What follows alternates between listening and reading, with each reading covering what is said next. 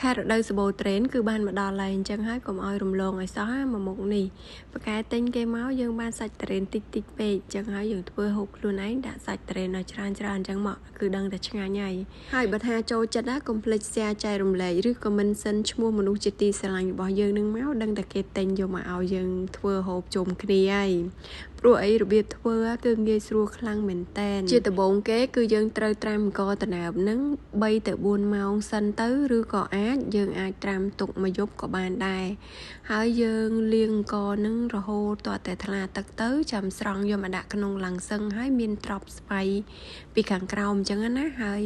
យើងបន្ថែមស្លឹកតើយបន្តិចទៅដើម្បីឲ្យវាមានក្លិនកាន់តែឈ្ងុយមុននឹងចំហុយអង្គតំណើបនេះគឺខ្ញុំបានដាក់ដាំទឹកឲ្យឡើងពុះខ្លាំងអញ្ចឹងសិនទៅហើយបន្ទាប់មកយើងលើកអង្គតំណើបយើងនឹងយកមកដាក់ចំហុយរយៈពេល25នាទីរយៈពេល25នាទីក្រោយមកគឺឃើញថាអង្គតំណើបយើងនឹងចំហុយទៅឆ្អិនបានល្អហើយអញ្ចឹងយើងក៏លើកវាចេញទុកមួយឡែកសិនទៅហើយយើងមកធ្វើទឹកត្រេននេះវិញបើនិយាយពីរបៀបធ្វើទឹកត្រេនវិញគឺងាយស្រួលខ្លាំងមែនតែនធ្វើតែមួយផ្លែតបានហូបហើយគ្រឿងផ្សំសម្រាប់ធ្វើហ្នឹងគឺមានទឹកខ្ទិះដូងស្លឹកតើយហើយនេះគឺជាសាច់ត្រេនកកខ្ញុំនៅសល់ប៉ុណ្ណឹងខ្ញុំយកមកប្រហើយអស់បដ ாய் ទៅហើយលាយជាមួយនឹងសាច់ត្រេនស្រស់ផងដែរយើងចាក់គ្រឿងផ្សំទាំងអស់ហ្នឹងចូលគ្នាហើយយើងដាំវាឲ្យពុះនៅពេលពុះប៉ុណ្នេះគឺយើងសាកភ្លក់សិនទៅបើសិនជាផ្អែមល្មមហើយមិនបាច់ថែមស្ករឬក៏ទឹកដោះគោអីទេប៉ុន្តែខ្ញុំភ្លក់ទៅវារឿងស្ទើរផ្អែមបន្តិចអញ្ចឹងខ្ញុំក៏លួចបន្ថែមទឹកដោះគោខាប់នឹងបន្តិចទៅហើយអំបិលបន្តិចផងដែរឲ្យវាមុតហើយកូរឲ្យសព្វចូលគ្នាទៅដោយសារថាខ្ញុំចង់បានរាងខាប់តិចអញ្ចឹងហើយខ្ញុំក៏បានមកលាយជាមួយនឹងម្សៅពោតជាមួយទឹកហ្នឹងមួយស្លាបព្រាបាយហើយចាក់ចូលទៅក្នុងហ្នឹងចាក់បដាកូរបដាទៅគឺវាបានខាប់ប៉ុណ្្នឹងហើយតែប៉ុណ្្នឹងគឺរួចរាល់ហើយឥឡូវនេះយើងបានរៀបចំគ្រឿងទាំងអស់ហ្នឹងហើយខ្ញុំបានដួសបាយតំណើបនឹងយកមកដាក់ចានហើយបន្ថែមសាច់ត្រេនស្រស់ហើយយើងដួសទឹកត្រេននឹងស្រោចពីលើអញ្ចឹងមកនិយាយពីថាក្លិនឈ្ងុយមែនតែន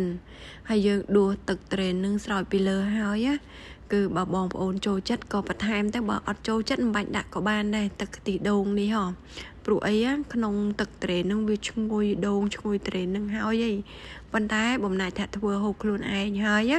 គឺយើងដាក់ឲ្យណាណីអញ្ចឹងមកវាកាន់តែឆ្ងាញ់ហើយឥឡូវនេះបាយតំណើបត្រេនខ្ញុំនឹងបានធ្វើរួចរាល់ហើយ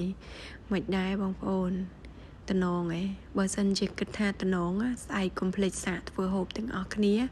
ឥឡូវហ្នឹងមកភ្លក់ជាមួយខ្ញុំសិនមកបើរសជាតិវិញខ្ជិលនិយាយអត់ផ្អែមខ្លាំងឈ្ងុយខ្ទិះដូងឈ្ងុយត្រេនដាក់មួយម៉ាត់មកនិយាយពីថាខ្ទិះពេញមាត់តែម្ដងដាក់មួយម៉ាត់ហើយមួយម៉ាត់ទៀតនិយាយពីថាហូបទៅអត់មានអារម្មណ៍ថាក្តៅកទេបងប្អូនដោយសារថាយើងធ្វើអត់ផ្អែមខ្លាំង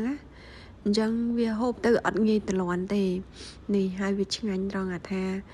ដាក់ខ្ទិះហៀចានហើយស្រោចខ្ទិះថែមពីលើទៀតដាក់អញ្ចឹងទៅគឺកាន់តែឆ្ងាញ់ឥឡូវនេះបាយតំណើបត្រេនខ្ញុំក៏ដល់ទីបញ្ចប់ដែរអរគុណបងប្អូនទាំងអស់គ្នាដែលបានមើលវីដេអូនេះតាំងពីដើមរហូតដល់ចប់